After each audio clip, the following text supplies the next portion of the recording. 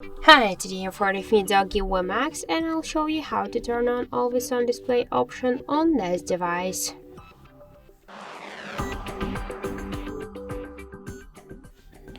So first we should get the application from the Play Store. That's why in the search we'll enter the Muviz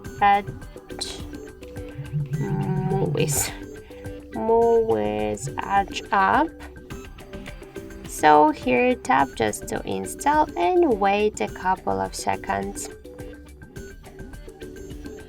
Then just tap to open the app, click Draw Over Apps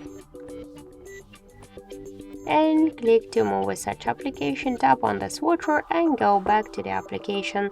Switch Edge lights to AOD and select one from these available tabs. For example, let's use this one. Tap to apply. Now just let's lock the device to see that the always on display option successfully activated.